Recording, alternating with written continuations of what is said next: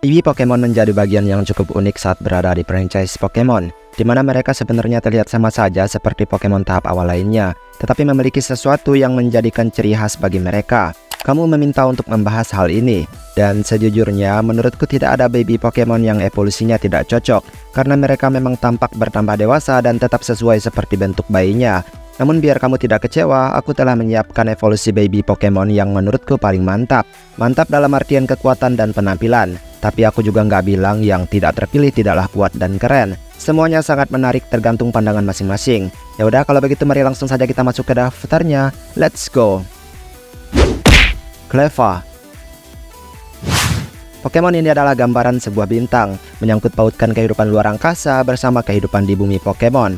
Cleffa memang terkenal akan kekurangan dalam kekuatan. Namun menggunakan Cleffa memang butuh kondisi yang sesuai. Pelatih yang mengerti dirinya pasti bisa memaksimalkan kekuatannya. Apalagi jika kamu berniat mendapatkan evolusi-evolusinya. Memang baby Pokemon butuh kesabaran dalam melatihnya. Tetapi itu juga akan memberikan sebuah perasaan lebih terhadap Pokemon tersebut. Karena melatih mereka serasa merawat dan menjaga mereka seperti anak sendiri. Saat menjadi Clefable, menurutku itulah lambang dari keyakinan akan masa depan yang cerah. Azurill. Dari sekian banyaknya Pokemon, hanya Azurill lah yang mampu merubah jenis kelaminnya saat berevolusi. Ini sangat unik karena pelatih mungkin akan menemukan Azurill betina mereka berubah menjadi jantan. Meskipun tidak berubah untuk besar-besaran, tetapi akan cukup menyenangkan mengetahui hal ini. Sebenarnya agak normal jika itu juga dilihat dari hewan di bumi, karena ada beberapa hewan air yang bisa berubah jenis kelamin saat memasuki masa dewasa. Melatih Azurill tentu juga butuh kesabaran. Mereka membutuhkan tanggung jawab yang besar dari pemiliknya, menunggu masa evolusi dan kemudian menemukan Azumarill yang kuat dalam segi pertahanan. Tubuhnya yang gemoy menyesuaikan HP-nya yang tebal, memungkinkan ia menjadi penjaga yang imut dan keras. Pichu.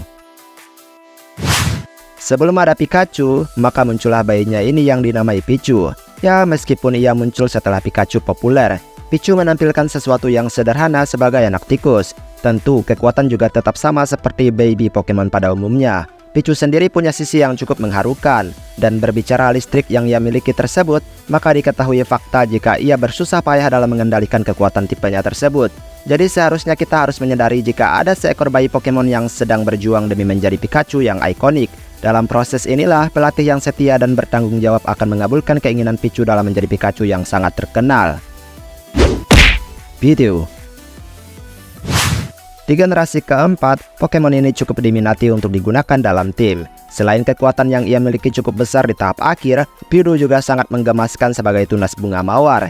Aku sendiri memang tidak terlalu tertarik dengan penampilannya yang seperti ini. Ia terlalu abstrak dan cukup membingungkan. Tetapi memandang dan menilai sesuatu tanpa mendalaminya terlebih dahulu itu ya akan membuatku merasa kecewa ya kan? Karena Pidoo bisa menjadi lebih indah dan kuat saat waktunya tiba. Jadi harapan yang muncul dari tunas bunga ini adalah sebuah keindahan. Itulah yang akan ia dapatkan saat terus berevolusi dan menjadi tahap akhir yang menawan. Memberikan kekuatan yang besar bagi pelatih yang bersabar dan setia menunggunya. Magby. Magby memanglah menggemaskan, tetapi berubah saat kita menemukan evolusinya. Namun kita lihat terlebih dahulu mengenai Magby ini. Seekor Pokemon yang memberikan arti kehangatan. Saking hangatnya, lawan bisa mendapatkan efek burn saat melakukan penyerangan fisik. Jadi ini keuntungan besar bagi Magby yang tampak lemah.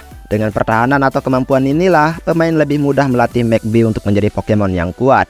Dimana pada akhirnya akan mendapatkan Magmar yang ikonik. Dan kemudian akan mendapatkan Magmortar yang besar dalam segi kekuatan dan desain. Tapi itu juga akan membuat ia tampak lebih menyeramkan. Toxel. Melewati beberapa generasi, pada akhirnya ada lagi jenis Pokemon yang dikategorikan sebagai baby Pokemon. Toxel ini merupakan satu-satunya baby Pokemon dari generasi ke-8. Dan itu juga satu-satunya baby Pokemon yang diperkenalkan jauh setelah generasi Jepangan muncul. Toxel memang representasi dari bayi itu sendiri, bahkan ia dikategorikan sebagai baby Pokemon. Namun meskipun ia seekor bayi, tetapi Toxel punya kemampuan yang sangat unik yang berada di dalam tubuhnya. Contoh besar adalah penetralisi racun yang ada di dalam tubuhnya, di mana ia punya pencernaan yang baik dan kuat. Setelah kamu melatihnya dan inilah hasil dari kesabaranmu, di mana kamu dapat memiliki evolusi yang juga kuat dan membantu banget dalam segi kombinasi tipe. Togepi. Siapapun akan lebih awal mendapatkan baby Pokemon ini, di mana awal pengenalannya, telur Togepi inilah yang akan pertama kali pemain temukan, di mana memiliki makna yang sangat besar dan penuh dengan kenangan. Togepi memiliki tampilan seperti anak burung yang baru saja menetas dari cangkangnya. Bahkan ia tidak membuang cangkang telurnya terlebih dahulu.